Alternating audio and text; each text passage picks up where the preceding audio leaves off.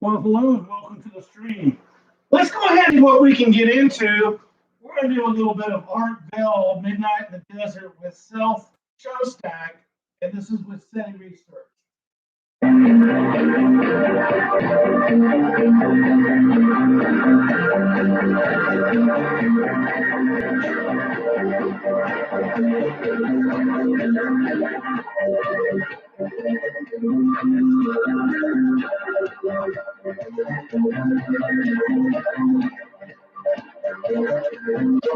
High desert, North American Southwest. This is Midnight in the Desert. I'm Mark Bell. Good evening, everybody. It is my pleasure to be here. This is Midnight in the Desert. We have the two rules for the program. No bad language, and only one panel per show. You know that? We have no rules. We have to thank you always, gentlemen, for the great sound and open radio stage. I want to read this from Tom. Well, it sounds like it's an ad. I guess it is. It's a film on the railhead. The earbuds are so good at cheap premium that I can hear you start when you laugh. I mean, like,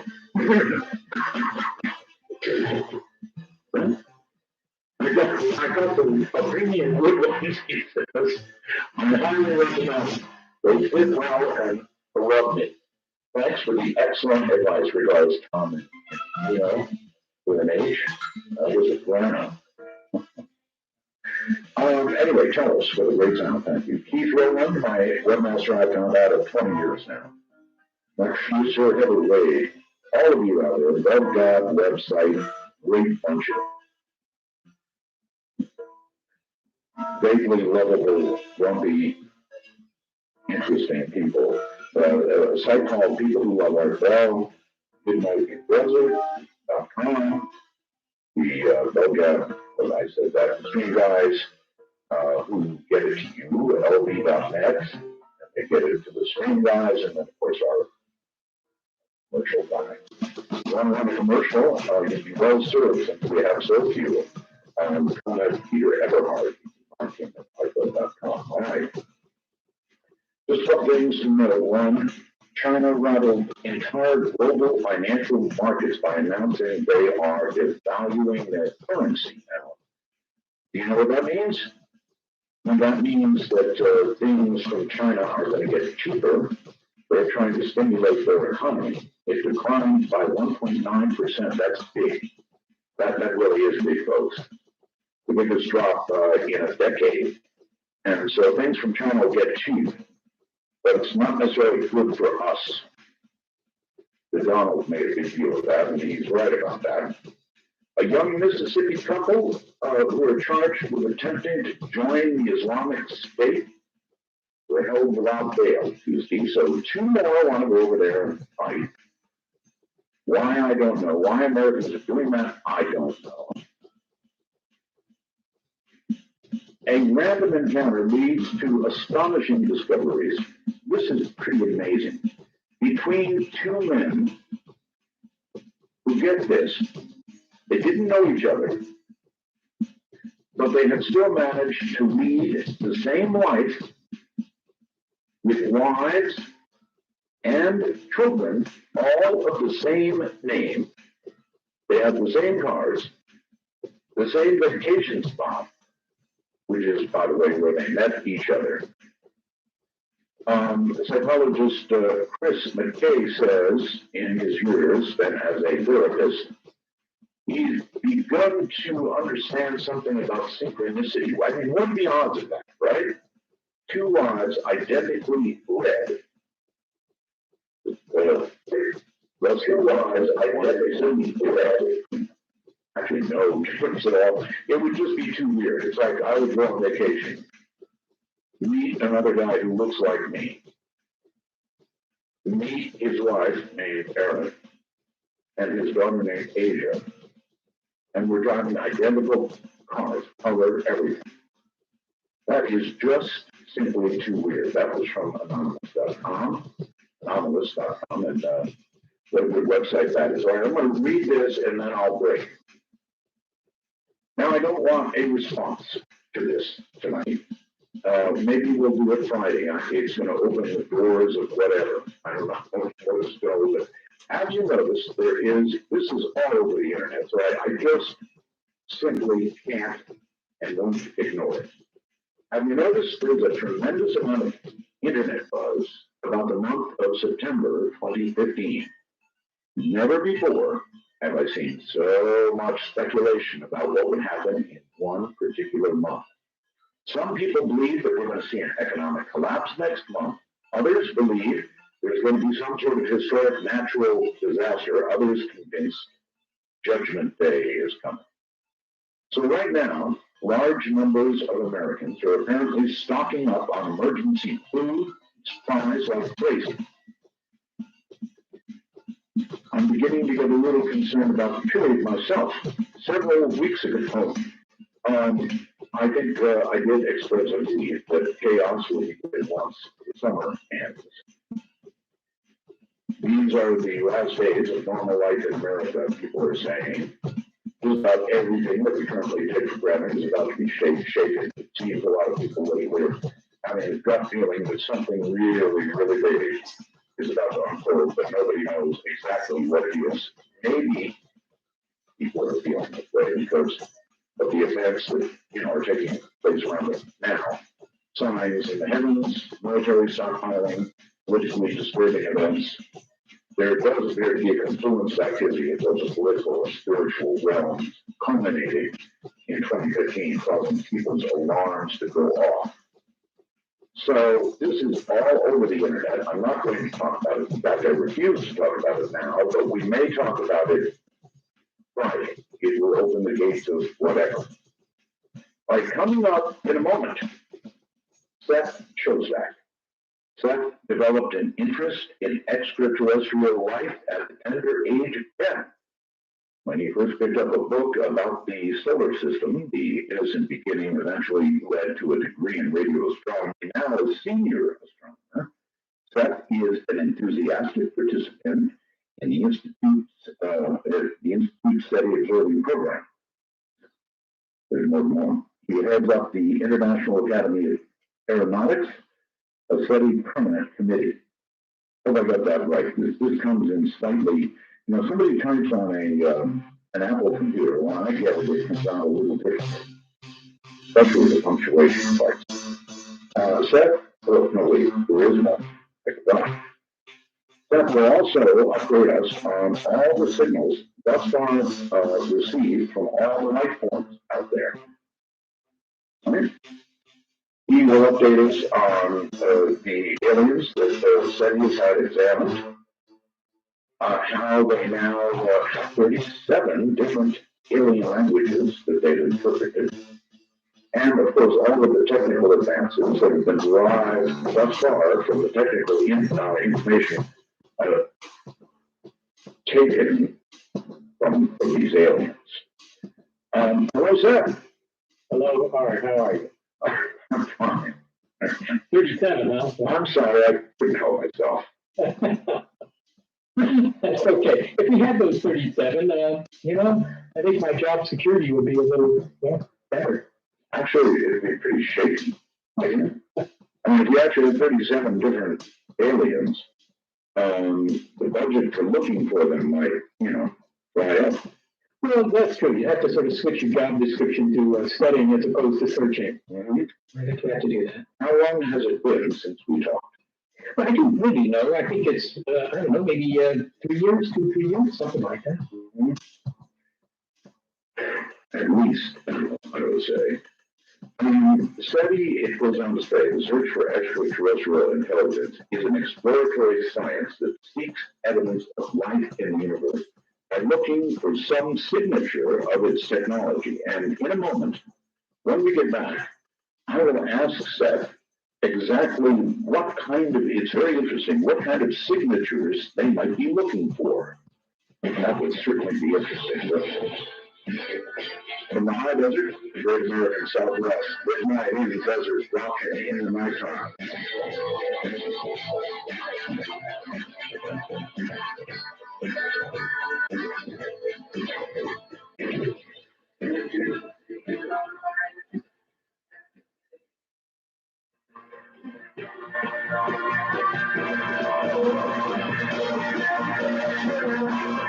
We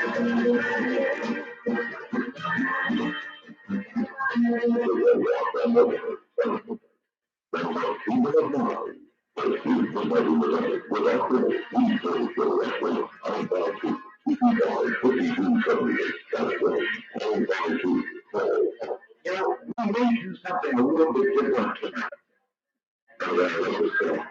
Really different. As we have set up, I'm going to dispense with some the telephone number stuff right now.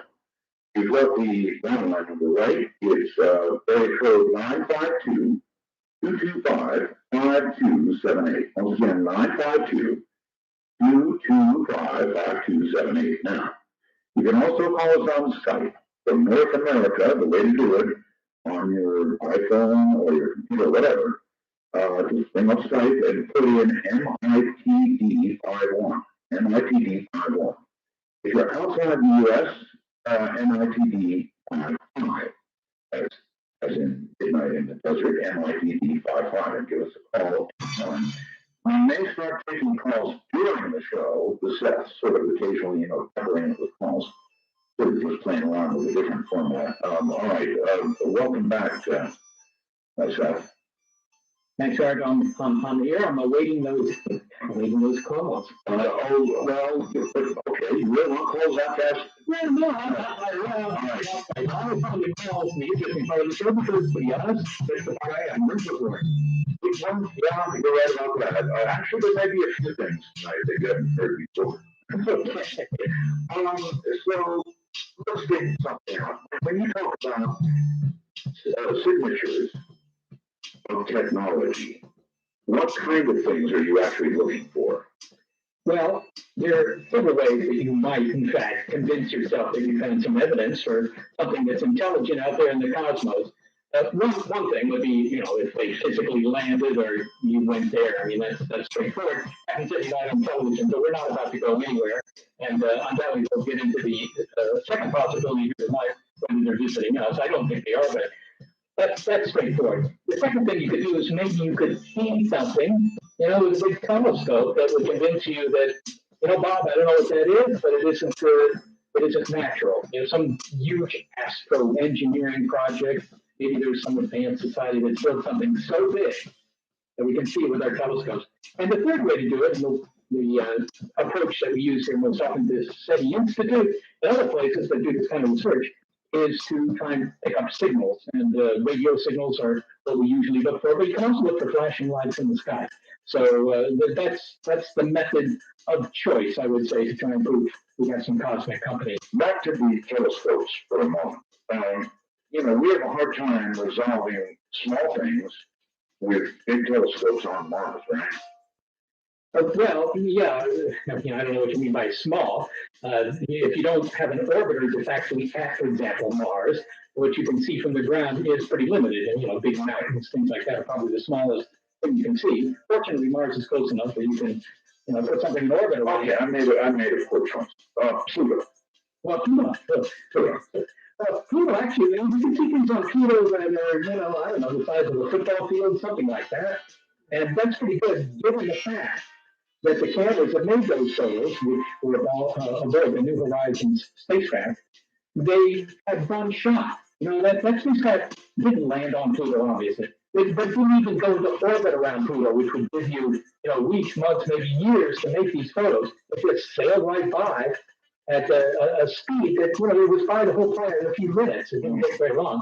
So if you get that one shot, it's sort of like you're in your car and you see something interesting there on the sidewalk as you're going down the street, you grab your camera and you take a couple of pictures, and that's all you get. So it's really amazing that they've got these incredibly detailed photos of Pluto.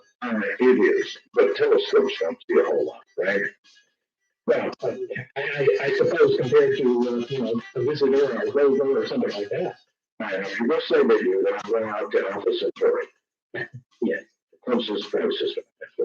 Star. Okay. Anyway, telescopes are pretty limited in terms of detecting life, unless it was pretty close, relatively speaking. And so you listen for the more likely thing, which would be radio signals. It's been years since we explored together that I don't know the current state of SETI, what telescopes you have available to you, what kind of computer power you're using, the frequencies you're listening on, that kind of thing. Well, we are using an array of telescopes. It's called the Allen Telescope Array, and that's because the money to build it was largely given by Paul Allen. And Paul Allen was the co-founder of the Microsoft Corporation. Everybody knows about Bill Gates, who Allen was his partner in the early years. And Paul Allen was interested in opportunities that, new developments in technology made possible, things that are interesting to do, but you never could do them before because you just couldn't build the technology. So he has funded this array of antennas. It's so far up to 42 antennas. That's what we have, 42 antennas. The idea is to build many more, but that takes more money. It's always difficult to get the money. I would say 42 is pretty impressive. Well, 42, yeah, but it's really designed to have hundreds. That's what you really want. It turns out that by building hundreds of small antennas, you get kind of the performance, in fact, more than the performance of one giant antenna for a lot less money. So that's the way to go these days. And yeah, this array of antennas is up in the Cascade Mountains of California. It's about 300 miles north of San Francisco. We built it up there not because of the beautiful scenery, although the scenery is beautiful, and not because of the cuisine, because there is none, but because you got all these mountains and they kind of shield the antennas from all the radio static that you would get from the Bay Area here around San Francisco. How big are they, generally? Well, each one of them, they're all identical. They're all about 6 meters. It's like 20 feet in diameter. If you put one of these antennas in your backyard, you probably provoke opposition from the neighbors. They probably want you to remove them as an eyesore. I have a 3.8 edition right now, and I'm getting started about that. Oh, yeah. Not from neighbors. My wife walks out and goes, good. Anyway, so 42 telescopes now, again, a technical question. These are kind of in parallel in the sense that they turn simultaneously and focus on the same point in space and is their gain and therefore collected. Well, it is. They don't have to do that. It's not that they're, kind of chained together and they all have to all point in the same direction. I don't know. It's sort of like a chorus line in a way. They're all doing the same thing. They're all picking at the same time, turning around, whatever, at the same time, but they don't have to. And the thing with these antennas, they could be pointed individually, but the general scheme is indeed to have them work as a team. They all point in the same direction in the sky, and they're spread out over about, I don't know, maybe 3,000 feet of landscape up there. The idea is, you could build one giant antenna, and that would collect a lot of cosmic static just because it's big. LCO. Yeah, SETI, but SETI's fixed in the ground. It's a big antenna down in Puerto Rico. It's 1,000 feet across. It's huge.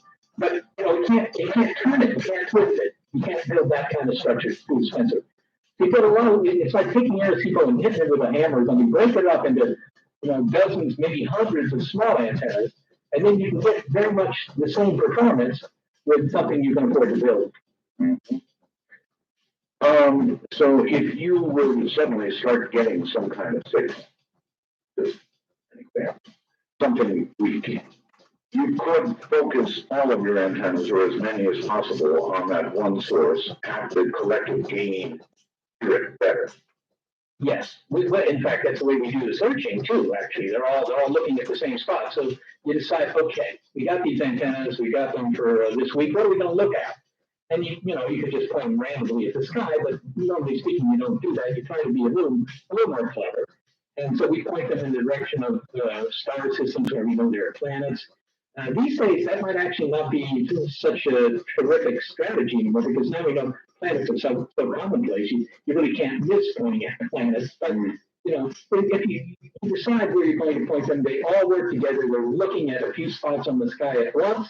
And then you got this huge receiver that's listening to 30 million channels at once, trying to see if there's some channel in there, some frequency, some spot on the radio dial where you pick up a signal and change the world. 30 million channels at once. Yeah, that's incredible. That's really incredible. So the computer's come a long way, huh? It has. Well, the computer, yeah, a lot of this is indeed, as you suggest, it's digital technology that makes all this possible. And there's actually an upside to that. And the upside being something called Moore's Law, which sort of drives the industry around where I'm sitting, which is the Silicon Valley, as most listeners will know. Every couple of years, you got to replace your computer because the computers on the store shelves then are so much faster than the one that you have. You don't get any respect at parties when you tell them you got I know, it's depressing. 3-year-old laptop. No, but it's good for the Silicon Valley. So they'll sell you a new laptop, a new computer, whatever it is. The same is true for S.E.T.I. Every couple of years, the equipment gets so much better that the search becomes faster. So I think that's what keeps me interested. All right, well, actually, not everybody knows about the WOW signal. Let's go over that incredible event that occurred to S.E.T.I. You had what you call the WOW signal, which is what? Well, WOW signal. Yeah, we didn't pick it up, actually. In fact, it was before the S.E.T.I Institute, which is where I work, before the S.E.T.I Institute was actually founded. That came later. But this was a S.E.T.I experiment being run at Ohio State University, which is in Columbus, Ohio, I think. And they had a big antenna there that they've been using for radio astronomy. But it sort of outlived its usefulness, but it was still there, and it was a perfectly good antenna. So they said, okay, what we're going to do is just put the brakes on it. We're going to have it just park here, just aimed in one direction. You might think, well, that's not terribly interesting. But of course, the Earth does rotate. And so, it's looking one spot on the sky, but, the sky kind of sweeps across it as the Earth revolves. And so they just put I think it was like a 64 channel receiver. I don't know how many channels their receiver had. It wasn't 30 million. It was a small number. This was in 1977. And, we just looked for signals. And every morning, one of the astronomers, a guy named Jerry Amon, actually, that was the guy's name, he would come in to the observing room. In those days, they'd print out the results on paper. The people who remember those big line printers the computers used to have. And he would just flip through the paper and look for the signal. And one day he came in and there was a big signal, and he wrote WOW next to it. So that became known as the WOW signal. I mean, this is maybe the triumph of marketing over product, because, all those other signals that were found, and there were many others that were found in those days, they didn't have such a nifty name, and they're not remembered. But the question is whether do you have a recording of the WOW signal? There wasn't any recording. It was just a bunch of numbers printed out on this line printer. And you can go online. I mean, people who are interested should go online and just, search for. What do you mean a bunch of numbers? We all saw Jodie Foster sitting right there with those headphones on, and this started out, right? Yeah, we did. And they tell me it's only a bunch of numbers. Huh? I don't want to disillusion you. You're too young for me to disillusion you, but, it was a movie. No, it was just like, 10, 12, 15 numbers that went from, something like 0, then 1, 3, 5, 8, and then 12, then they had some hexadecimal numbers because when they copy online, they needed some other way to represent the number. But it's just a string of, maybe a dozen numbers. But these numbers are a combination of actual, numbers like 0, 1, 2, 3, ordinal numbers, and then plus A, B, C, D, E, F. Now, if you program computers, that's hexadecimal. It's just a way of representing numbers up to 16. So in other words, these were meaningful. They were just the intensity of the signal. That's all it was. It's going, and it came back down, and that's it. And if you listen to it, you wouldn't hear anything. You would just hear some static or going. That's it. That's pretty cool. Yeah, that's kind of neat, but you can't dance to it. The thing is that telescope was programmed to automatically reobserve everything a minute later. They sort of, check it out. Yeah, but the Earth is turning. It is, but they offset the receiver in such a way that it would look at the same. So every spot on the sky got two tries, if you will, 2 opportunities to make the signal known. So this signal was found, but a minute later it was not found. So what was it? Well, maybe it was E.T. and he was on the air for a minute and then he took a break. It could be. Or maybe it was just interference and then it went away. Could be. But you don't know. Nobody knows. So, well, it had to be WOW above everything else they were getting to be called the WOW. Yes, it was very strong.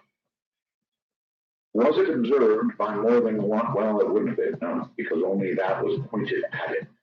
Yes. There have been attempts since that time. I mean, this is quite a while ago. This is almost 40 years ago now. Right.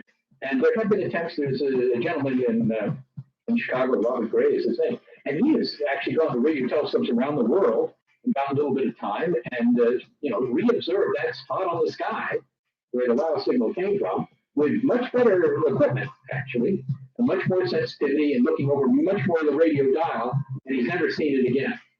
So, you know, you only see it once. You might be convinced, but nobody else is going to be convinced. Got it. All right, this is that break where you can walk around and do what you want. Break.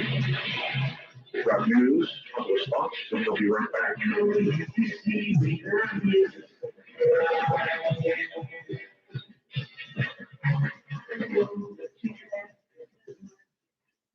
Sniff our packets, then with a smile on your face, please call the show at 1-952-225-5278. That's 1-952. Call Art. Love that. Actually, it sounds like an alien language, doesn't it? All right. My guest is a significant person, Dr. S.E.T.I. He is senior astronomer and director of the Center for S.E.T.I Research. That's quite a title. Seth, welcome back. Okay, I think welcome back. There you are. All right, Seth. A lot to talk about. So we have the WOW signal, and then you have been working for many, many years, right? Well, yes. I mean, the WOW signal since 1977, I believe, 1977. So that's a while ago. Okay, since 77, have you had anything as impressive as the WOW signal apparently was? Well, you know, at the time of the WOW signal, the way you would do these experiments, you put the antennas up in the sky, and you had to record the data. You didn't have the compute power back then to actually, analyze it kind of real time. So typically, you would record things on computer tape, like in the old sci-fi films, on these big tape units there. So we actually have that stuff. So you record those things, and then you would take this tape back to wherever it was that you actually worked. And that might be far away from these antennas, it might be thousands of miles away. You call all these tapes back to your office, you play them on a computer, and then you analyze things, and you try to just take a look. Yeah, what's that? It's kind of interesting, but of course you can't just immediately check it out because it's long gone. So the change, so in those days when we had that situation, there were lots and lots of signals that looked interesting. Okay, but today we have enough compute power to compute a signal, you immediately check it out. And it turns out if you have that capability, then all those kind of intriguing wildlife signals seem to have gone away. So that says to me that those guys were not real. They were just interference, and you didn't have the ability to identify it as interference at the time. So then a person might almost say that since we've been listening, there probably has not been a signal indicating extraterrestrial intelligence received by radio. I think that's a fair thing to say. I think it's a fair thing to say. In 1997, we did have a signal that looked really good. And in fact, it looked good for, I don't know, about a day. And I was at home, I just had dinner, and the boss calls me up at home and he says, I think you ought to get down here. And so I drove down to the Institute and found all my colleagues arrayed behind a phalanx of computer terminals, all watching the screen because they picked up the signal that was good. Now that was very interesting and very exciting for about, 16 or 18 hours because we figured out it was a satellite.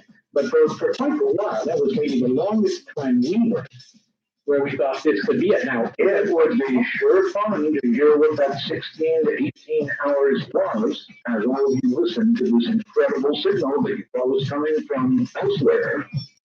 That's still actually a long time, 16 or 18 hours. That's a long time. You, of course, called the president, right? Called the president of the local Rotary Club. No, I didn't call the president. I don't know the president's number, actually. But I wasn't expecting somebody to call us. I have to say that. Because usually you hear, come on, guys, if you found the signal, the federal government will move right in, and then black will show up and shut you down or something. But no, that's right. It didn't happen. Nobody was interested. I mean, there were people who were interested, and by the time it was all over, the newspapers were calling because they knew about it by then. But no, the government never showed any interest. If the signal had been a description of how to build a better bomb, yeah, isn't it? Just Well, maybe. I mean, who knows what the signal was? It was the signal. But, we're just picking up what's called the carrier signal. That is to say, it's just a component of the signal that's got it. there to carry the information. So it's not actually interesting to listen to because somebody's on the air, and that's the first thing you want to Okay, do. so you were hearing a carrier without modulation. That's right. So Modulation modulation is, hearing it was just numbers on the screen. okay, modulation is the intelligence that would be included in the carrier. Exactly. So it was a radio signal without any message, if you will. But only because there was a message, it would take a different kind of equipment to find that. It turns out it's much harder to find a message than it is just to find the on the air sign, if you will. Okay, so then to sum up, other than that, great excitement. And of course, the wild signal, which you kind of dismissed, there's been nothing in all these years and all these planetary systems we've pointed at. Nothing. That's right. That is correct. And some people think that's significant. They think, well, you guys have had plenty of time to do this. After all, Even you were one of them. I remember you telling me, and I'm sure you remember it. You said, if we don't get a signal, and I forget what it was, the next 5 years, 10 years, something like that, we're going to have to start thinking there may not be one to get. well, I don't quite remember it that way, but Maybe it was 50 years. I don't know. yeah. But what I do remember saying, and this I would say again. In fact, I'm going to say it again right now. If we don't, if SETI doesn't succeed by, I don't know, say 2050, that's a long way off.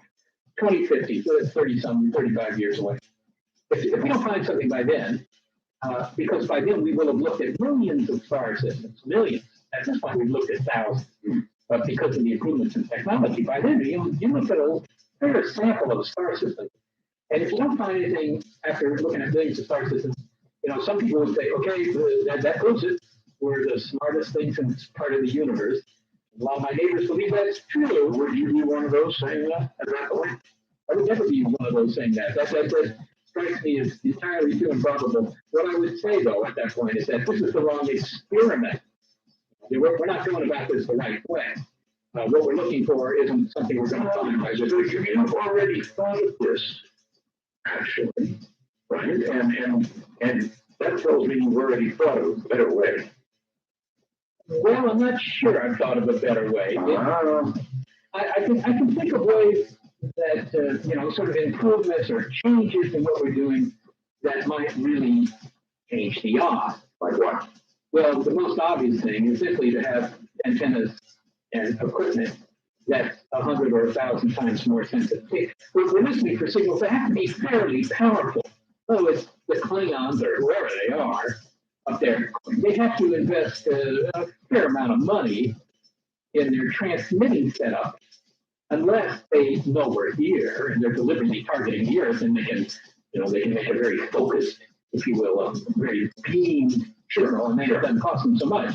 But if they don't know we're here, and they're just giving the, if you will, the galactic weather forecast, or maybe it's the galactic internet signal, or whatever it is, if it isn't really intended directly for us, we're only going to hear it if it's an incredibly powerful transmitter, and that might be unrealistic. Maybe you don't want to pay for all those kilowatt hours. So, in that case, if you had receivers that were 1,000 times more sensitive, then maybe the landscape changes. Okay, so we pretty well summed up these signals not received to date. That's right. All right. Something I want you to hear. Hold on just a second, and you'll get a chance to respond to it. This is a Dr. Stephen Greer, and I know that you know that name. So what I want you to do is listen very carefully. No, I'm going to say something here because this is enough years after it happened. A few years ago, there was a show called Coast to Coast with Art Bell. He was on the cover of Time magazine. I was one of his favorite guests. And when I got on that show, the really lit things up at certain agencies. And one time I was on his show when a few years back, towards the end of his career there. And this issue came up, and I said, well, I have a source high up in SETI that confirms to me that they, in fact, have received interplanetary signals. But in a kind of phased, not normal way, it was kind of a array and that it was kept secret and covered up. And the city were furious. Subsequently, S.E.T.I got on the show and said, well, we talked about, you probably talked to some volunteer computer operators rather than volunteers.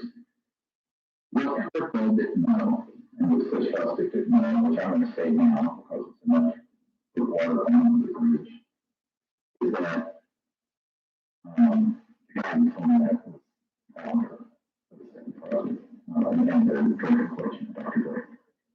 He told me that they had that contact. No, a man who I think one of Carl Sagan's best friends, best man at his wedding, confirmed it. And he was in president when the White House at Harvard. Okay. There you have it. I'd like to get your reaction. Yeah, well, I'll try and moderate myself here. I actually do remember the show when Stephen Greer came on your program, as he says, and he went on for a couple hours about how he knew that we had found a signal. Now, first off, you got to ask yourself, if we found a signal, why didn't we tell the world? They were really up our funding. Right, but at that time, to be fair, he didn't say how he knew this. Oh, he did. He did. He didn't say what he just said. Somebody at S.E.T.I told him. He said somebody at the S.E.T.I Institute told him. Okay, all right. At a party, actually. And he laid it out here, though, who it was. he did. And I got hold of, Coast to Coast, and I said, this is incredible. And they said, we'll put you on. So I was on with you, I think, the next night or within 48 hours, anyhow. Right. And what I had done in the meantime was there were only 4 scientists, there's a couple of engineers, there were no volunteers, all that was nonsense. Also, the wild signal suddenly was at Harvard, I suppose you heard that, whereas in fact it was at Ohio State. But never mind any of that. The thing is that there were only 4 scientists connected with the S.E.T.I project at that time, and of course they were all just down the hall from me. They're not casual acquaintances, but people I work with every day.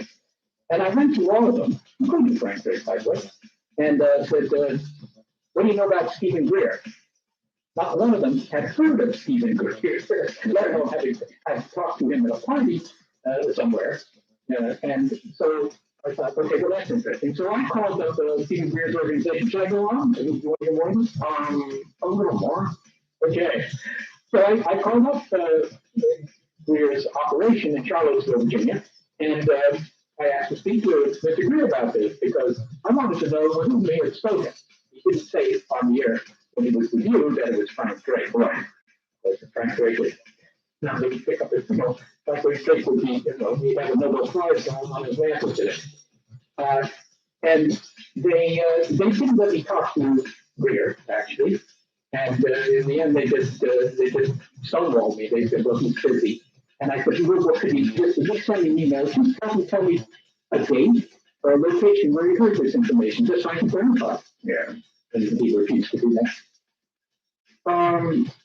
Well, I thought they refused. They probably didn't know at that point. I mean, the reason I pulled this audio, obviously, is because he laid it out. The people involved and everything else. Now, are you absolutely sure that if one was received, that even you, as senior astronomer, which you would know, but I mean, what if there's some protocol that you don't know about? Well, I was chair of the international committee that set the protocols, so I guess I know about the protocol. But beyond that, you just got to back off from this for a moment and look at what we're trying to do. We're trying to find a signal that would prove somebody's out there. Oh, yeah, we do this on the basis of volunteer donations. And the only money we get for this is the money people send us because they think it's an interesting thing to do. Now, if we had found a signal and that was pretty good, doggone it, that's the problem with the funding, which of course would go away. But it would be like asking a cancer researcher, Ralph, you're looking for a cure for cancer. Now, are you sure you're not keeping that a secret? Maybe you found it and you're keeping it secret. Would you say, well, does that make sense? From some points of view, Seth, it does. Well, not the case of S.E.T.I because, there are people who will say, you know, Seth, if you guys find a signal, probably the government would want to shut you down, keep that news quiet. Yes. And I have every time somebody says that to me, I have to come back and say, why? Why would they want to keep it quiet? It would be one of the most interesting discoveries ever. And so why would they want to keep it quiet? If you discover in Antarctica, you want to keep it quiet. Well, I've got a lot of answers for that. Okay.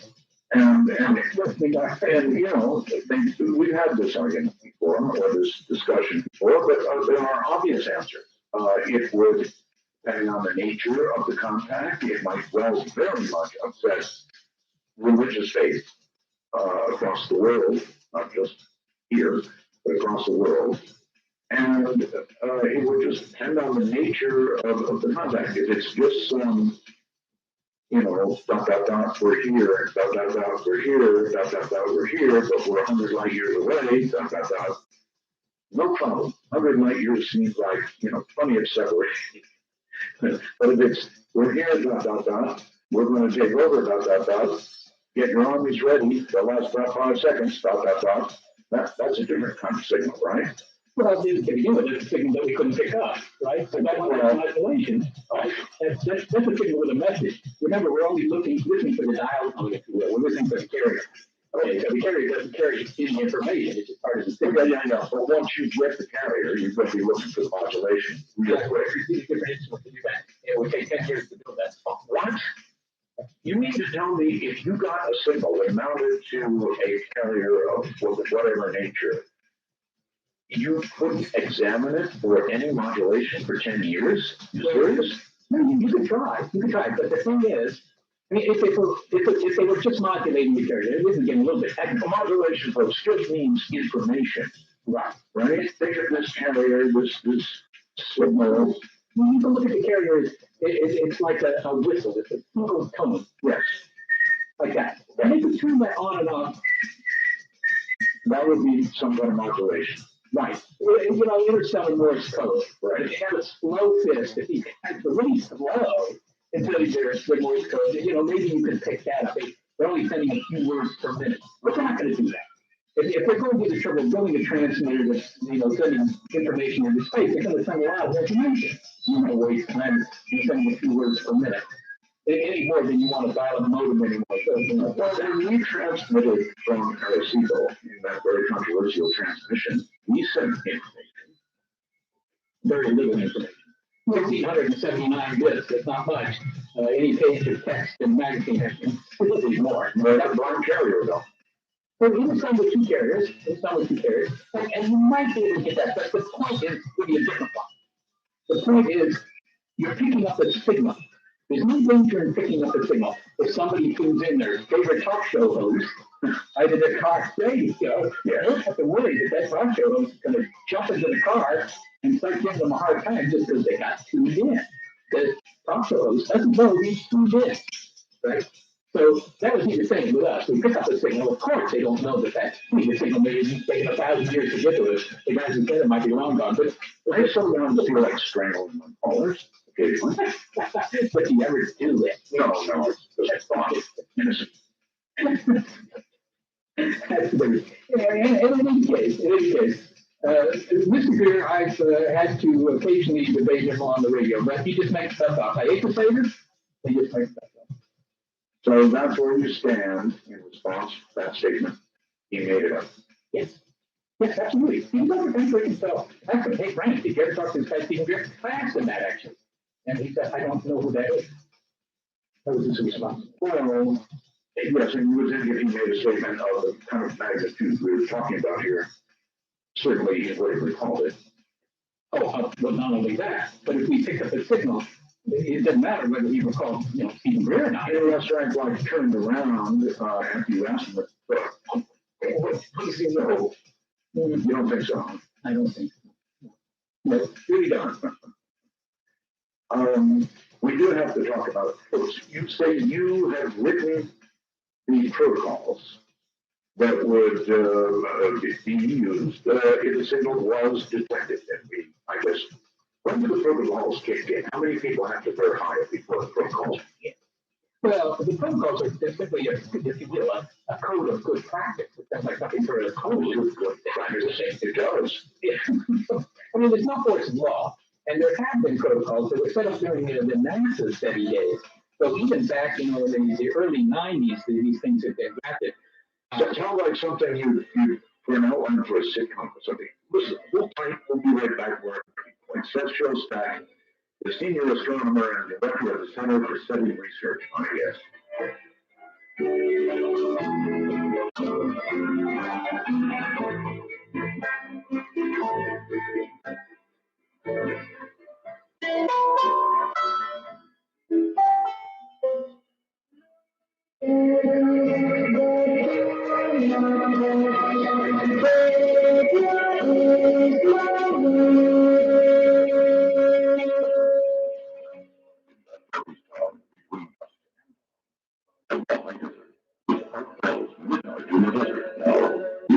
Okay, I'm glad to sort of somehow open phone lines, even though we got a lot to talk about the South. So if you have a Skype call you want to make and you're in North America, it's so easy. MITE 51 is what you're putting in. Like you're going to dial something. MITE 51. Here is Shostak once again. Yeah, well, so we've got to face at least the possibility that we are all alone. Although we did recently, I saw this amazing photograph. In fact, it was too amazing to be true. They called it Earth 2. I guess you probably saw that headline somewhere. There's this planet they found, but it's really far away, I think. And they call it Earth 2. Did you see that headline? Well, I think you're probably referring to a planet called, its other name other than Earth 2. Kepler 452b. That's the one. Okay, all right. Well, that probably doesn't look quite as impressive on the library card as Earth 2. No, and they actually showed a picture of it, it had an atmosphere, you can see continents. Yeah, all of that is an artist's impression. Yeah, you got it. They hadn't actually seen the thing. This was found by the Kepler Space Telescope, which is a NASA telescope up in orbit, and it was launched, 4 or 5 years ago? And what it does is what it did up until part of it broke up until about a year ago. It would just stare at 170,000 stars and just measure the brightness all the time. Every 30 seconds, it would download the brightness of each one of those 170,000 stars. And what a particular star had planets going around it, and they were oriented the right way. Well, that planet would get in front of the star and just reduce the brightness of the star.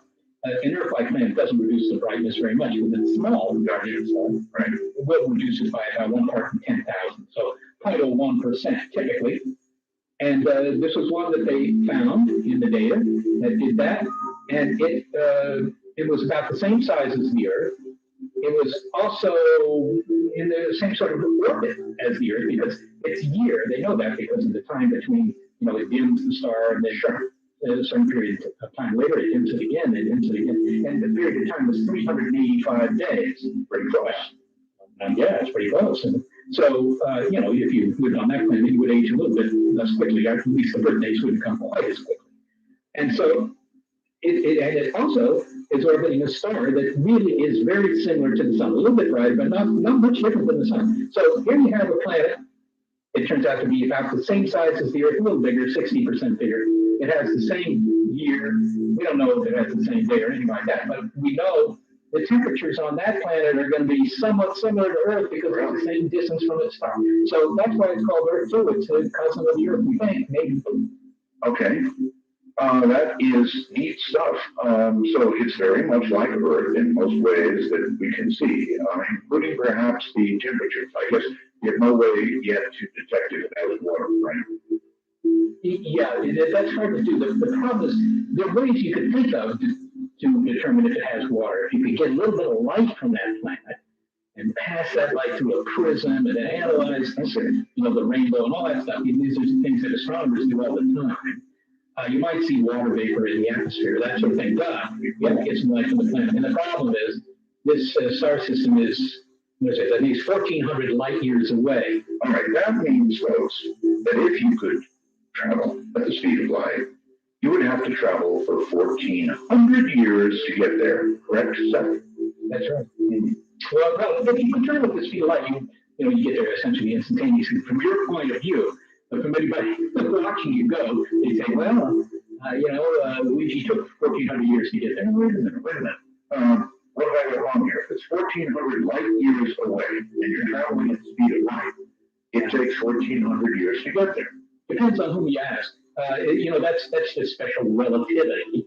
That clocks don't all run at the same speed, that the same rate. This is what Einstein figured out and published in 1905. If you're in a car, you've got a watch and it's set to the same time as my watch, and I'm just standing on the side of the road watching you drive by. I would see that your watch seems to go slower than my watch. At 60 miles an hour, that doesn't make really much of a difference. No. But if you're going at the speed of light, then your watch stops. So from your point of view, it took you no time to get there. But from of course you can't go at the speed of light, so maybe that's not the right way to look at it. Maybe the right way to look at it is if you could go, say, 99% of the speed of light or something like that. Then from the standpoint of somebody on the ground, they would say, okay, it took them a little over 1,400 years to get there. But from the standpoint of the crew on the spacecraft, they'd say, well, that only took a couple of months. They would have only aged a couple of months. They would have only aged a couple of months, but still, they would have spent 1,400 linear years in travel, wouldn't they? Only by the calendar and the clock back on Earth. The clocks on their ship would have said, well, you've been here 3 years, or whatever it was. Yeah. That's relativity. I mean, it's non-intuitive. Well, that's relatively cool. It's relatively cool. But that's a relatively slim age. But, I mean, in some sense, that's the big hope for ever going to the stars. All right, listen, you want to pause it, but ring off the hook, so let's take a couple, okay? Okay. All right, here you are. It's midnight with Seth. Hello, Art. Hi. Yes, sir. Welcome back. But some was, having to go through the heartfelt withdrawal. Well, thank you. Where are you located? Okay, I'm calling from Niagara Falls, New York. Hang on, okay. Well, here's Seth. Go ahead. Yes, sir. Number one is I've been a big fan of the study at home software. Been running it for years, and I recently stopped for a while, but just anyway. You guys started to address what I was about to ask. I see one of the problems is that while you're searching for a signal, if you're trying to get a signal from a star system that is, say, 1,000,000 light years from here, well, then you're betting on a civilization that is, 1,000,000 years more advanced than us, because it's going to take 1,000,000 years for that signal to reach you. That's a good Is point. that a correct thinking? I think it is. It's only just a couple of things there. I didn't get your name. Mario. Oh, Mario. Mario. Okay. Are you super? Okay, Mario. Well, you're absolutely right about that. That means that if it was from 1,000,000 light years away, that the signal was sent 1,000,000 years ago, and that means that they would have had to have developed, powerful radio transmitters 1,000,000 years before we did. That's not impossible. The universe is 13 billion years old. The Earth is 4.5 billion years old. In other words, the universe has been here 3 times as long as the Earth has. But most of the stars out there are billions of years older than our own. So, what the heck? Why couldn't they be 1,000,000 years more advanced? But okay, Yeah, go ahead. just like our television signals have left this planet and it's traveling throughout space, okay? Someone could be watching I Love Lucy, even though I don't think it's gotten that far to another star system yet. Okay, so that race really doesn't have to be that much more advanced than us, but the idea is trying to pick up a signal. That race would have to be 1,000,000 times more advanced than us, where that signal they have left that star system for you to receive. Got it. I really do have it. Thank you. Thank you, Mario. Well, all right. Let's take off from there. Well, first of all, why does everybody use I Love Lucy? That always has to be the thing we're seeing. Anyway, Yeah, I think it's written into law somewhere.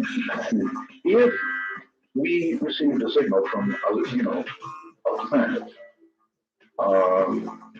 that far away, what do you say, 1,000 light years? You got a A million light years. That's much farther than we're doing actually. What we're doing is say 1,000 light years. That would mean that we were essentially looking at 1,000 light years into the past when they had radio. And so if they still exist now, in the now, they will have been that much more advanced. And to them, if they even paid attention to a puny little answer, assuming we sent one, we'd be to them as ants are to us. Well, that's a lot, yes. I mean, that could be. A couple of things. To begin with, in general, we're looking, tens, hundreds of light years away. So, the difference isn't that enormous, but the point is still valid. But so what? Well, what do you mean, so what? Well, they would wish us gone, and we'd be gone, and that's what they wanted. That's how powerful they would be.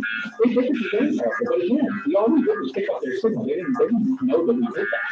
And the other thing is the fact that it's old information. In this case, your example there, right? 1,000 years old. So what? I read Julius Caesar in high school. That information was 2,000 years old. It was still interesting to read, and Julius Caesar wasn't going to attack me for it. And I didn't have to worry about the fact that if I talked back to him, he was now more advanced and things like that. So what? I mean, the fundamental point is that if you pick up a signal, yes, it's old. It might only be 10 or 20 or 50 or 100 or 500 years old. It might be 1,000 years old. A million is much, much farther than any of us. Well, let's stay in the middle, but 500. 500 years, my God. Think of us, if you can even try and imagine us, 500 years. Yeah, It's scary.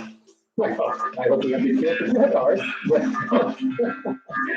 But yes, okay, but there's an advantage to all this too, and Mario May's been going in this direction, that if you hear from a society that's very much more advanced than we are, right? I mean, maybe you hear from them just when they're at the same level that we are, but it's more likely they're more advanced because they really need those powerful transmitters for us to hear them. Then maybe we can teach them something, and the fact that they're not there anymore, or their society has moved on to who knows what, well, that's the way it is, but it might still be very interesting to hear from them, even though you're reading newspapers, if you will, from last week or last month or 10 years ago, but if it's the only newspaper you get, it's still interesting to read it. It would be interesting. I certainly agree with you, but it also could be catastrophic. That thought in mind, Walnut Creek here on the air was set in my time.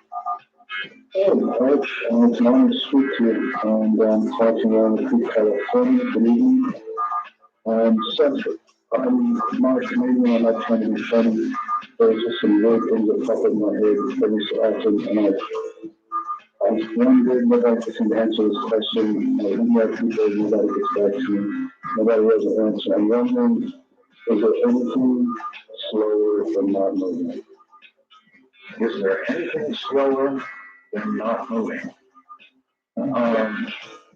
I think it's an interesting twist on how high is the sky, right? Yeah. By definition, if you're not moving, that's about as slow as you can go. But maybe it's worth pointing out that it's essentially it's impossible not to move at all.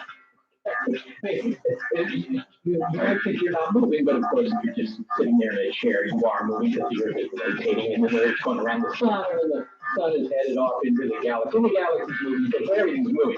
You say, well, wait, there must be something that's not moving. Turns out that there's really nothing that's not moving. You take a bunch of atoms and you cool them down, and they slow down, and you cool them down, and you cool them down to zero, and then they just stop in theory. But in fact, they never stop. They never stop. So everything's always moving. So I guess in that sense, complete stop is kind of a misnomer. Okay, caller, are you worried you're lazy? Again, I guess it's gone. Yeah. No, wait a minute. There he is. Listen, caller. Yeah. Maybe you just want to move it quicker. I know I'm lazy. I just,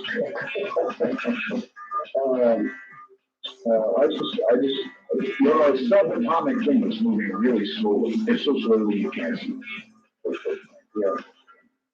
Okay. I've never heard anybody, thank you, I've never heard anybody ask that question, so just based on that alone, you should mean something. I don't know what. Let's see. We have to, take a quick break, so why don't I go ahead and do that? Oh, you brought this for it's been so long. I'm Marcel.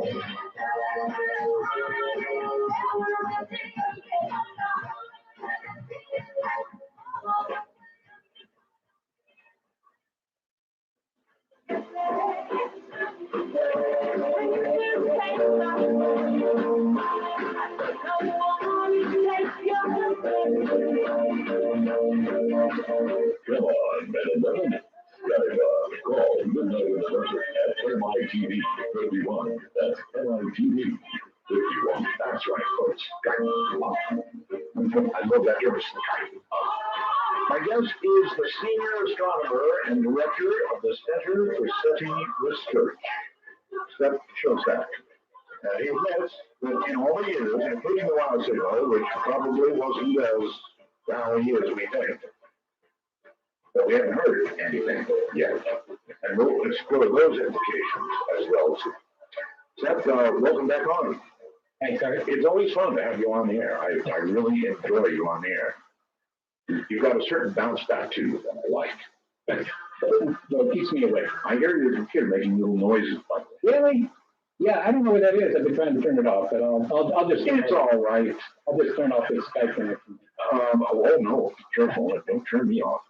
All right, so lots and lots and lots of people want to talk to you, and I have stuff I want to sprinkle in. For example, if Donald Trump were to give the SETI Institute enough money, would you be willing to call it the Trump-ish SET? You know, God, I need an answer here. well, the answer is yes. The answer is yes. You know, look, you know, I could make excuses and so forth and so on, but the facts are we would do that. There's a lot of historical precedent for naming telescopes after the guy who writes the check. He really likes stuff named after him, so there you have it. Let's go where to? I don't know. Wilmington, North Carolina. Hi, it's midnight. You're on the set. Hi, thank you for taking the call. This is Gabrielle Eastern Paranormal, and I sent you a message to the wormhole. What I would like to ask you is Frank Sumption, he was the developer of the first ghost boxes that we have, and now we have the shadow tax and those boxes, and people are making it. We're getting voices coming through them claiming that they're interdimensional beings. All right, no, wait. This is a really cool story, but I'm not sure it fits in for SET. Yeah, this is the question I was about to mention. Okay. And we're getting a lot of them saying we're space aliens, which is a classification being. And so my question here is, what does he think about that? Where does he think these voices come from? I posted a video with the DM Fox down here that we can look at if he's on it. But I'll get off and listen. No, wait yet. Actually, I'm glad you asked this question. Now, Seth, you're listening with very powerful dishes and computers looking at millions of frequencies.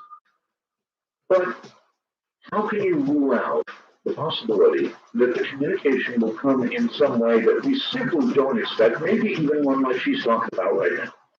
Well, I don't know the details of the ghost boxes, I have to say. I don't have one in my home. But in terms of could it come, you know, in a different way? Could the proof Come through a ghost box? I mean, really? Well, maybe I should look into it. But maybe you should have a ghost box. Young lady, can you get Seth a ghost box? I absolutely can get Seth a ghost box. There's also another question is we have these apps you can download on your iPhone. I have an iPhone too. You can get them on Android. Just putting it on the apps. Yeah, you should have Danny Beard from the Echo Danny Beard. He's got the Echo Box on. And they come through and they talk to him. And like I said, some say we're both related. I have one of those. But I have a ton of them that say they were aliens or on the moon, they sit there on Mars, they sit there on all kinds of Okay, things. okay, all right. If you would please send a response postcase to Seth Shostak at the S.E.T.I Research Center, and I know he'll be looking for that box. I will. X-ray. It's just to follow up there a little bit, because you asked, could it be that the proof that there's somebody out there comes out of, if you will, left? You know, I wasn't totally joking, Seth. Really, I wasn't. Well, I'm not joking with my answer, because the answer to that question is yes. Could happen. In fact, again, if you look at some of the most interesting discoveries in physics or astronomy, those are the fields that I personally know best. But some of them came out of experiments that weren't designed to find exactly. That could happen. And in the case of finding ET, one thing that I think is a good contender for turning up something that we're not expecting is simply the increasing amount of imaging of the sky being done with really big telescopes. They keep building big telescopes. When I was a kid, the biggest telescope was the one in Mount Palomar, the 200-inch telescope in Southern California. Today, there are telescopes that are much, much bigger than that. They're building one in Hawaii that the mirror is 30 meters across. Well, that's like 100 feet. The Palomar telescope's 200 inches, 100 feet across. And, when you have those kinds of instruments looking at the sky, who's to say? They might trip across something that we don't expect. Moreover, who's to say that somebody doesn't invent some silly little thing that they call a ghost box that resonates in some crazy way that would make you and I laugh just thinking about it right now, but actually works. Well, I wish them the best of luck. I personally, I'm not sure they have a ghost of a chance for doing that, but I wish them the best of luck. All right. Ken, on Skype, you're on the air with Seth. Hi. Hi, Art. Good to talk with Seth. It is, yes. I can think of a better show to pose this question. Okay. It kind of goes along with the lines of your last caller. In regards to the frequencies that you span, I know most of it's in microwave spectrum, but from what I understand, gravitational waves travel much faster. And another thing that you might want to add to that comment from the other caller is our brains have magnetite in them, and we're subject to magnetic field influences and possibly gravitational waves. Could it not be that what she's trying to relate to is that mental communication with the brain is a possibility and much faster than speed of light if it's on a gravitational wave? I sure don't rule it out. Jensen? Well, Ken, here's the thing. I do get quite a number of emails, maybe one or two a month, from people who say, you guys are wasting your time with radio waves or light waves because they only go at the speed of light. So why not use gravitational waves? Why not look for gravity waves coming from deep space? And there are experiments, by the way, to look for gravity waves. And Even sent from another dimension. That's it could be spooky matter, related to spooky matter. spooky matter. But there's spooky action at a distance that was Einstein's right. But Ken, just to make sure that you get this, according to Einstein, gravity waves travel at the speed of light. They don't go faster than light. They don't go faster than radio waves. And they're really hard to detect because we haven't even detected them yet. We got millions of dollars worth of equipment looking for gravity waves, and they still haven't scored. And to generate a gravity wave that's strong enough for somebody to pick it up, on some other star system, requires doing something really impressive, like shaking your planet or shaking a star or something like that. It's hard. What if it's brain communication? I mean, ESP has been long known as a possibility. Yeah, but it's not been demonstrated. I think there's some big experiments, Ken, you may want to consider that's testing whether, ESP actually works. And that experiment is called Las Vegas. If ESP works, There's also something that's called a spirit and the Holy Spirit in the Bible. Okay, well, that's yet a different direction. And although you can also use that in Vegas, you can try that in Vegas too.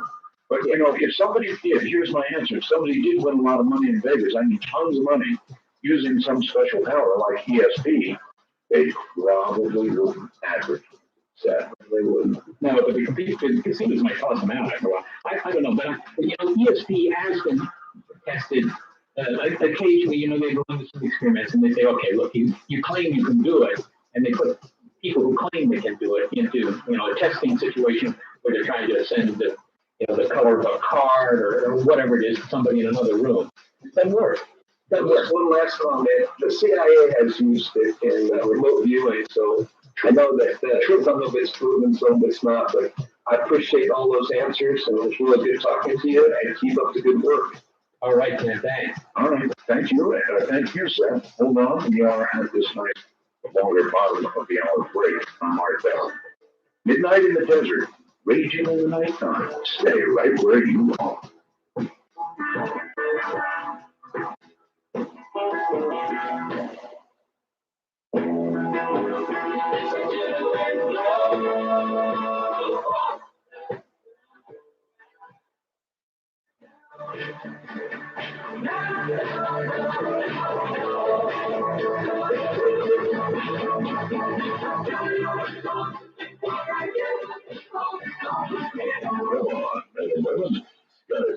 Call Midnight in the Desert at MITV 51. That's MITV 51. That's what I want to encourage. We've got a full bank of calls here. But we love Skype calls. Really, we do. We love Skype calls. So MITV 51 is the way to do it. When you come in on Skype, you know, if you're wearing a headset, mic, boy, you sound good.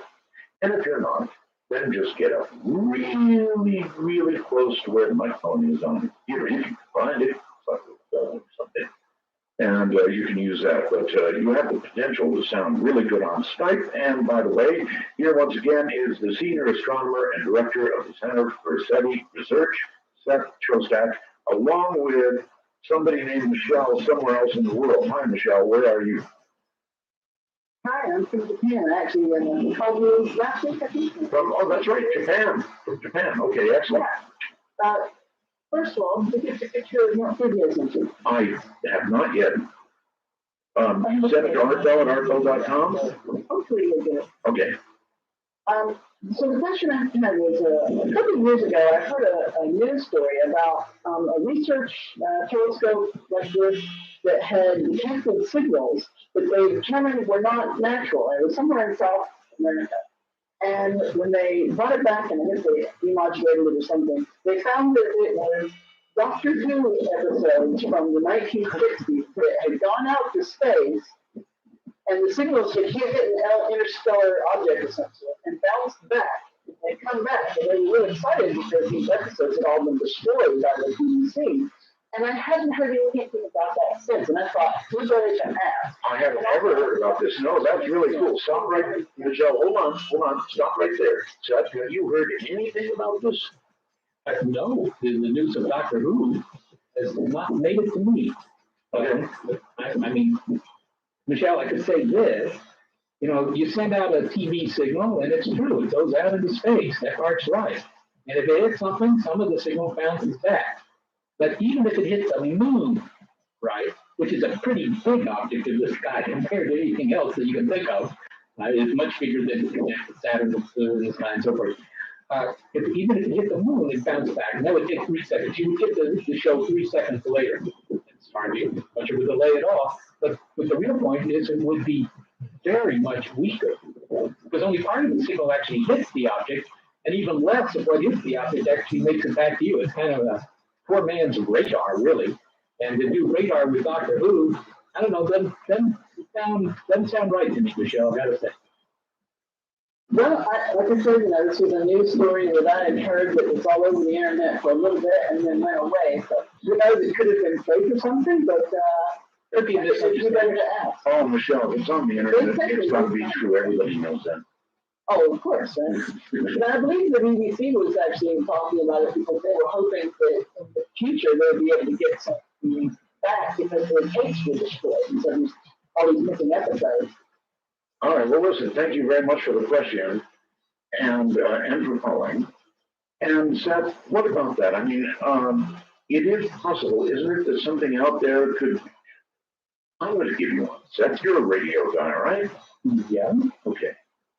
I swear to you, what I'm about to tell you is the truth, okay? I used to operate very high power on the 75 meter band, which is 3.5 to roughly 3.9 megawatts. Yes? Mm-hmm. Okay. On single side band. I would love to have you explain this. there were several times, Seth, that I heard my own signal come back to me 3 or even for almost 4 seconds later. I swear to you, this is true. They're called LDEs, long delayed echoes. It's not an echo when it comes that long. Nobody knows how it's done or how it could be done, because after all, radio travels at slightly less than the speed of light, right? Well, it depends on the medium, but most people travel at the speed of light, at least in a vacuum. Or, well, actually, it's slightly under, I think, speed of light. Anyway, whatever. It goes fast, right? Mm-hmm. So it couldn't even be the moon. If you do the math, 3, almost 4 seconds, it couldn't even be the moon. And there are a lot of ham operators that back me up. This is true. I grant you I'm operating high power, legal limit, all that stuff, big antenna, yeah. But it's not possible. Now, you're going to say somebody was screwing around with you, playing you back to yourself. No, because in order to prove it to myself, I went sliding up a few kilohertz one way or the other several times, and each time it came back on the same frequency. How would that be? Well, all right. I'm not sure I can answer the question. I long delay echoes, I certainly heard about them. And, depending on the angle of the antenna and all that, it's, either will maybe the signal bounce from the, the ionosphere back to Earth and back up to the ionosphere all the way around the Earth. And maybe. That's down. Even so, even if it did, the math doesn't work. Well, it depends on the angle of bounce. But, the moon, you ruled out the moon, but you shouldn't rule out the moon. The moon is a 250,000 miles away. So to go there and back is 500,000 miles. But it's 500,000 miles. The speed of light is 186,000 miles a second. So to go to the moon and back takes a little over 3 seconds. Right. So there you go. Well, maybe you did moon bounce. All right, fellow hams, hear me when I tell you, my own signal coming back to me was 20 over 9. Now that's a strong darn signal, Seth. I don't think it was moon bounce because of that, because you wouldn't expect it to be so strong, but not even close. Not even close. All right, back to the phone to go. Mount Pleasant, hello. Hello there, turn your device off, please. It is off. Okay, excellent, thank you. All right, it's midnight, you're on the set, go ahead. Well, how you doing? This is Wade, and radio operators around the world are listening to you this evening. And I've got a question about the reason you need high-powered transmitters to listen. The spacecraft that just did the Pluto flyby has a maximum output of 12 watts. 12 watts isn't a lot of power, and it's got about 30 dB gain antenna. That's one, and the other one is, it is called long path, and the signal gets kept around the world, and a lot of times I've been unable to workstation pointing my beam type antenna directly at them, but then I operate with something that long path. Right, opposite direction. All the way around the world. Opposite direction. It does go all the way around the world, but no way in the world does it take anywhere near 3 to 4 seconds. So that's inexplicable. And even if it does, it doesn't arrive back at 20 over 9. No way. No. And another thing is a quick invitation. Cut that 3973 and pick that to the show. Thank you very, very much for the call. No, there's just really no way to explain it, Seth. No way. I wouldn't give up, Art. I think there is a way. I got to say, the moon works. Like the 20 over 9, which of course is handling for really powerful signals. Yes. That's the hard part. It's impossible, Seth. It's just not mathematically possible. But I guarantee you it happened. All right, it's not so. Yes, sir. All right, how you doing tonight? Really well, thank you. All right, hey, let's talk about Ohio State, and hopefully this question was asked earlier, but I saw something in the news about a live feed from the ISS, golden, orange UFO sometimes, and of course NASA kept a live feed. Just wondering if that's you seen that, or how you comment on that? Let me explain that, Seth. Thank you for the call. Seth, again, this is the truth, or at least here's what I saw. They had a live feed from the ISS. It was just a static feed. You could see part of the blue piece of the space station. And then beyond it, clearly, you could see objects leaving our atmosphere and going to space, 2 or 3 of them. And by the time about the third one came along, NASA cut speed like that.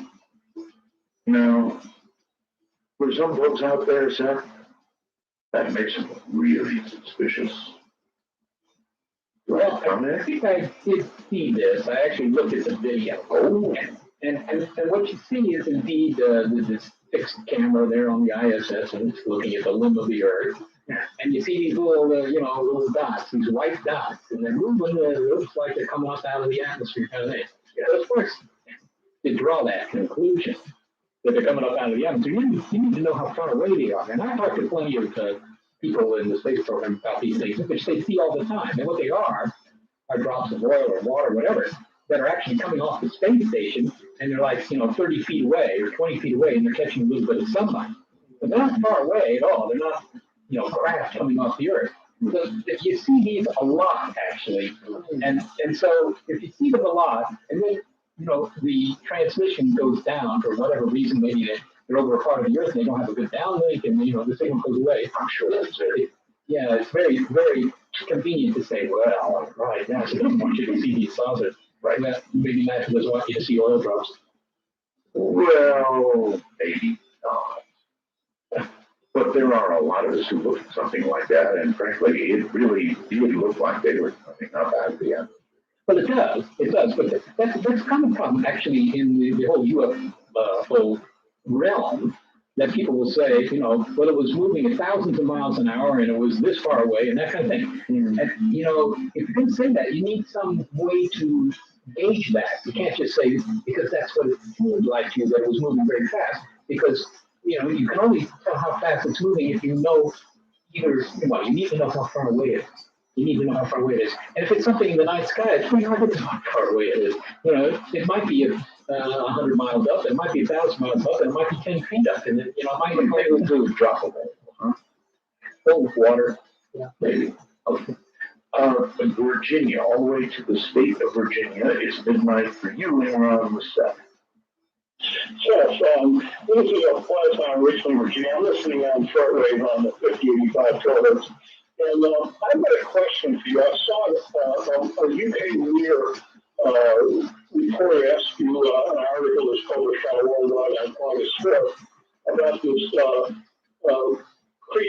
alleged creature, crab creature on Mars. And you kind of dispensed with that very roughly according to what she reported. I don't know if you recorded correctly as in this Idolia thing. And that's sort of a killing same thing. Now, there's 4 images that were taken by the rover, and they were taken on fall 7th, 10th, which was on August 5th, 2014, over a year ago. It was widely reported to be taken in July. I think that caused a lot of confusion. So about 372 days ago, rovers grabbing by the cliff face, and it's taking photos. I caught 4 photos of this object, which was already reported as a crab. In reality, I've done some analysis on it for sure. I'm not, seeing things that aren't there. I'm doing a exobioanalysis, or reverse engineering of exobioengineering to try to see exactly what this creature is supposed to. And I found that it has 50 ball joints and sockets in its limbs. It's got 10 limbs, and they're bifurcated like legs at the knee. It's split out into 2 lower leg segments with opposable yeah, it's very detailed analysis. It really is. It's really there, and so it's 4 different pictures that's on the raw data. And I'd like, to discuss the idea that this might just be somebody conjuring up an image in their airplane brain, because it's real. It's an outpouring. Have you presented this to Richard C. Holden? I wouldn't really want to do that without further analysis. What I'm trying to do is put together a multi-layered image showing all the different body parts and how they're put together. All right, well, when you get that, send it to me immediately. This thing has to have about 2.5 times the limb motor function control, and therefore it's got to be probably more intelligent than a human in terms of its motor control of its brain. And if you're looking for intelligence, I'd be happy to give you any statement that I might have and let you look at it, because I think this is really important. Send it to me, I'm serious. Be my guest, send it to me. It's hard for Seth to comment on this. I don't know. Yeah, well, I did comment on the crab. It's always good to talk to a fellow Virginian, I have to say. But, you know, what I saw in the crab photo, the whole body of data, no pun intended there, the whole body of data was, you know, a few hundred pixels. Right, so how you can do all this analysis about how many ball joints it has and so on. But let me put it to you this way. You know, I've seen photos on Mars. There was one, today about, you know, some little woman standing there on Mars. You know, I think that these are all the same phenomena. I really do think they're periodal here. But if you were to see something that looks like, I don't know what, a carburetor lying on the surface of Mars, they say, well, that's pretty unusual, carburetor. But would you believe that? If somebody claimed, I found a carburetor sitting on Mars, you say, no, if you're just seeing things in the rocks, it's like looking in the clouds and you're seeing things